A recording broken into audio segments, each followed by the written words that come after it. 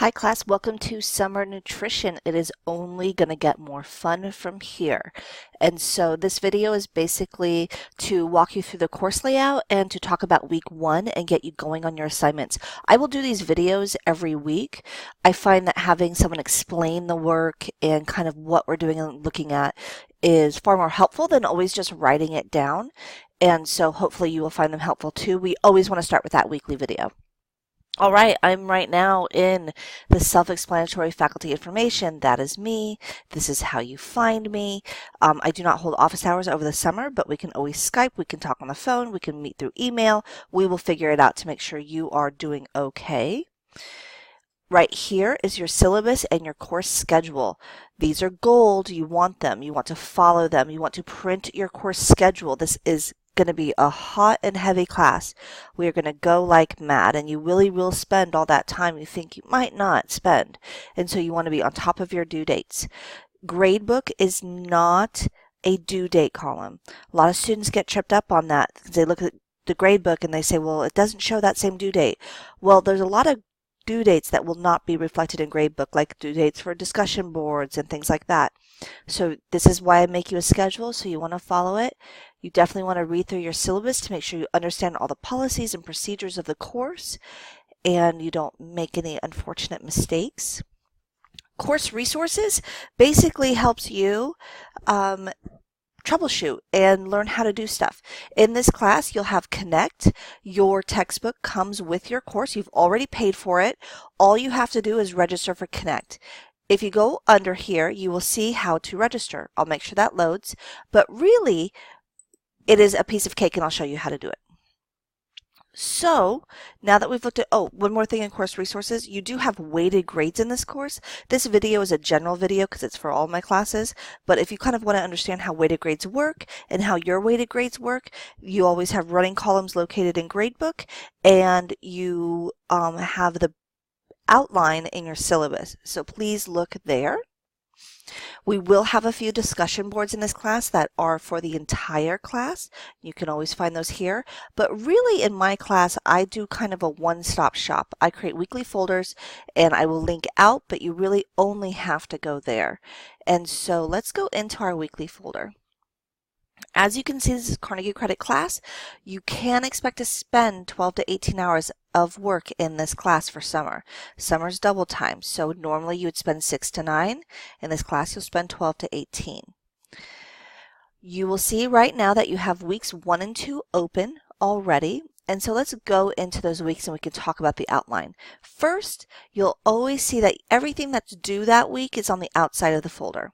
So everything you're looking at. Week 1 looks messy, and I'm sorry for that. There's just like a lot of little things you have to do at week 1. And so, but past this, it'll always look a little bit cleaner for you. Let's go into week 1. Now you'll notice I do a couple of things. Because all of your weeks, you'll do 2 to 3 chapters a week. I will try to isolate that work by chapter and by what is due.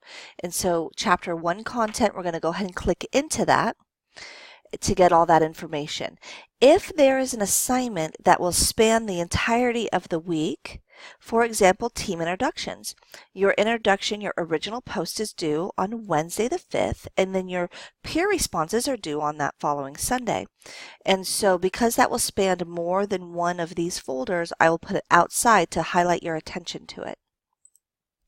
Let's go into chapter 1. This is how you will see all of your chapters. You always have learning objectives. These will help you study for exams and make sure that you're getting the right information. You will typically have multiple videos. If I have many videos, I'll put a separate content folder that fills that with videos. You will have a PowerPoint. These are not narrated PowerPoints. These are from the publisher. These just help guide you through some of the videos. And then you'll have assignments associated with it. So for every single chapter, we'll do something called a Learn Smart. One of the first things you want to do in this course is the Connect orientation. So after you register for Connect, or in order to register for Connect, you're going to do the Connect orientation. All you have to do to register for Connect is to click on any one of these assignments. And once I do this, it's going to ask me, you don't need a passcode, you don't need anything. I'm already logged in. What will happen is it'll say, do you want to set up your Connect account? and you type in your student email, you set up a password, and you're done. And at that point, it's called a single server sign-on, and every time you log on to an assignment, it'll look like what just happened for me. You'll go right into the assignment. You'll want to complete your Connect orientation because you want to make sure that your computer is up, ready to go, and is compatible with Connect, so you do not have any problems. You also have a little course readiness assessment, and this really is designed to make sure that you understand some of the key components of the syllabus, like I don't accept late work, things like that, that you understand maybe how your free pass works, because I give you kind of one get out of jail free card. And so make sure that you understand all of those details. So let's go back into week 1 and let's go to chapter 2 content. So this is because this chapter 2 has a little bit more in videos and things like that. I have a content folder, but it's laid out exactly the same. You'll see your objectives and you'll see other things that are associated with it. You'll see your chapter 2 content in here. Okay. So one of the things I want to point your attention to is every single chapter from here on out, you'll have a chapter activity. Now, a Learn Smart, it helps you read the book. It's how you learn how to make your way through the information. The activity is meant to highlight you back to some key important things that will be helpful for example, for exams. And so for every single chapter, you'll always have a little activity associated with it. In this section, you also have one additional activity. You have your NutriCalc orientation. You'll see right up here we have a button called Nutrition Calc. This is your online diet analysis program. You will use this beginning next week. You will use this a multitude of times through the course. This is where you will set up a profile. The orientation will teach you how to do that. Last but not least in this week, and as I said, it's a little bit of a hectic week. We are going to do a little bit additional reading, and the reason why we do this is a science course, and this course will not be, hey, eat apples, they're good for you, because you already knew that. So we're really going to look at the science of food, why certain foods are better for you than other foods, what are the consequences for long-term consumption of certain types of foods. We will evaluate diet. We are going to just follow the cutting edge research. You will not be getting my opinions. You're going to be getting basically what the research shows. But if we're going to really follow what the research shows, we have to understand scientific information, how it's presented to us, how it's derived, how do we tell the difference between someone who just bloviates and says, hey, keto's super great for you, or someone over here says, no, you should be vegan. Like, how do we actually make those well-informed decisions, right? Because at the end of this class, I do care if you learn a lot of stuff. I really want you to be able to critically evaluate. I want you to discern. We don't have to see the world the same way. As long as you can bring meaningful research backed evidence to the way you think about food, then you will be a success. And so that's what this section is really about. So here are some videos that I think are going to be pretty important for you to watch. They're actually really good. This one's super funny.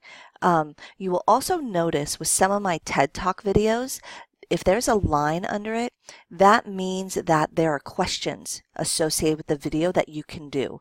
They are not required. You do not have to do them. They're really like, did you kind of understand that little TED Talk? And so feel free to do those. Also in here, you have understanding reliable information, which is another little assignment, and some information on how to look at peer-reviewed journal articles, and when we read scientific information, kind of what we're looking for. Okay. So that is your week 1. As I said, normally your week will not kind of look so hectic. It'll be a little bit more straightforward. It's just that week 1 stuff, lots of boxes to check. But again, if you're wondering, I should take you into the team. As I said, you are going to be doing teams in this course. You can get to your teams right here, but I'll also link to your team. When you log in to here, you're going to have a little bit of a TED Talk. It's actually one of my favorites of all time. It is quite old, and that's kind of the point. It's back in 2006. This was given. Dean Ornish is pretty much a rock star when it comes to nutrition, generally. And so here's the information you're going to want to provide on your DB. Here is how to create a thread, and here's access to your team. When you click on this, as you see, I'm not enrolled on any teams, I just see them all. You will see one team with your name on it. If for some reason you click on here and you do not see a team, please email me. And this is where you will post and reply to your team. All right, so you are now set. You can use this as a check mark box to make sure that you've completed all your assignments. And you will have a great first week. Let me remind you as well, this June 5th deadline, you need to complete all of your course stuff that is due by June 5th. You need to have it completed by the end of June 5th because I'll be doing drops right after that. And in order to remain in the class, you need to have completed your work. All right, have a great first week, and please email me with any questions.